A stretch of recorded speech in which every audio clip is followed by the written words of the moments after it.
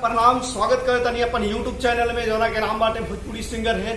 तो भाई लोग से हमें वो निहरा कर चाहे भैया जी हमारा चैनल पर भैया अभी नया आइल बानी जा और जे भी भैया लड़का या लड़की गर्ल्स को जे भी नया आइल बानी जा भैया सब इस सॉन्ग के गा सकतानी भैया। आज हम जौन सॉन्ग सुनावे जा रहल बानी सभे हमारे चैनल के सॉन्ग गा सकतानी भैया। लड़का हो या लड़की हो कोई भी गा सकतानी भैया।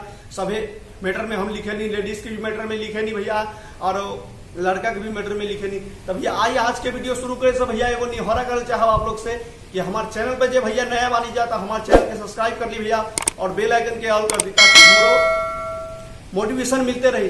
तो भैया आज के सॉन्ग शुरू करे से पहले भैया एगो हम बात कहना चाहता नहीं भैया, इस सॉन्ग के कोई भी भैया गा सकता नहीं एकदम फ्री ऑफ कॉस्ट पर हमारे चैनल पे। तो भैया आज के सॉन्ग आज शुरू करब हम।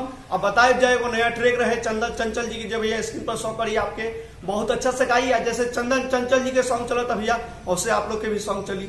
तो भैया एगो वीडियो करे से पहले हम अपना चैनल पे एगो बात बता दी भैया कि हमारे चैनल पे बिल्कुल नया होता भैया, बिल्कुल मैटर हट के होता। तो भैया हमारे चैनल पे सब कुछ नया आपके मिली भैया। हमारे चैनल के सब्सक्राइब करके रखी और बेल आइकन के भैया ऑन कर दी ताकि हमारे चैनल से आप जुड़ल रही और अच्छे से अच्छा गाना फ्री में गाई। तो भैया को बात बता दी आप हमरा से भी गाना लिखा सकता नहीं भैया पर्सनल। हमारा नंबर स्क्रीन पर शो करी भैया, कॉल करे के टाइम भैया सुबह 10 बजे से रात के 9 बजे तक भैया। इतना तक में आप कॉल कर सकता नहीं, हमरा से कोई भी जानकारी ले सकता नहीं और पूछ सकता नहीं सॉन्ग के भैया, सॉन्ग लिखा सकता नहीं हमरा से।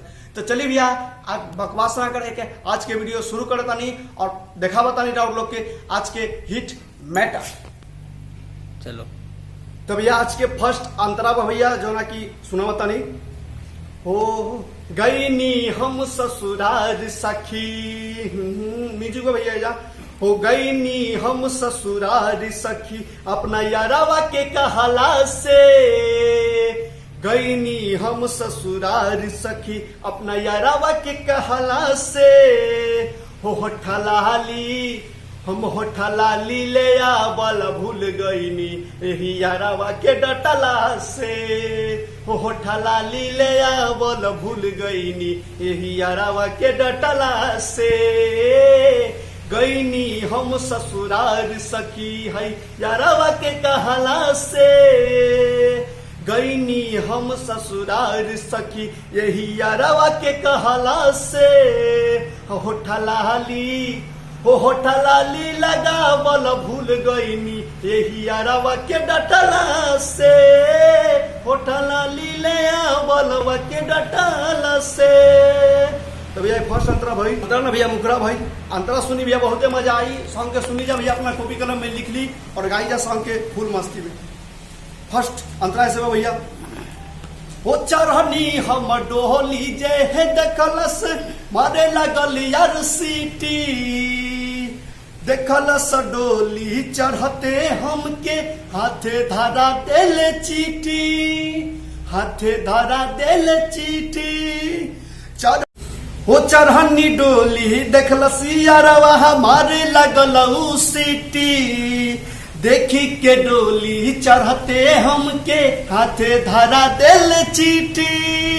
यारवा रोबे लागल हमर सुन सखी हो यारवा रोबे लागल हमर पियावा के देखला से।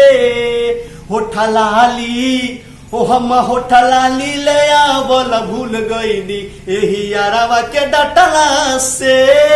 होठलाली ले आवल भूल गईनी एही यारावा के डटला से। तो भैया दूसरा अंतर भाई तीसरा अंतर भैया बहुत हंसुआ एकदम गाई एकदम सॉन्ग से भैया। हाँ लास्ट अपना नाम ले सकता नहीं जे भी सिंगर सॉन्ग के गाई भैया हमारा खाली लाइन छोड़ले बानी भैया। जे भी हमें वो नाम लेके देखा कोई भी भाई अपना नाम ले सकता नहीं। देखी के राइटर अमिता बाबू आबे लगल हमरा पीछे।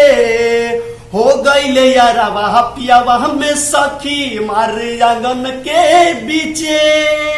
मारे आंगन के बीचे देखलस यारावा राइटर अमित के धर ले बाटे पीछे। हो गईले सैया यारवा में सुना मारे आंगन के बीचे।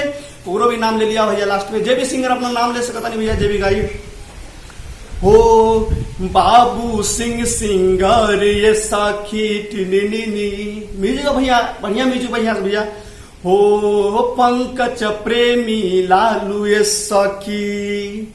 दोबारा बोलेगा भैया, हो पंकज प्रेमी लालू ये सखी, देखला से हंसला से, पंकज प्रेमी प्रदीप ये सखी, देखला से हंसला से, हम होटल हाली हो हम होटल ली ले बोल भूल गईनी यही यारावा के डटला से, होटल ली ले बोल भूल गईनी यही यारावा के डटला से। पसंद आये सॉन्ग, पसंद आये भैया फ्री ऑफ कॉस्ट गा सकता नहीं, कोई चार्ज नहीं है सॉन्ग के, गाइया बढ़िया से मार्केट में धूम मचाए भैया। हमारे चैनल के जाते जाते भैया सब्सक्राइब कर ली और अपन प्यार दुलार देते रहे। चलिए भैया, जय हिंद।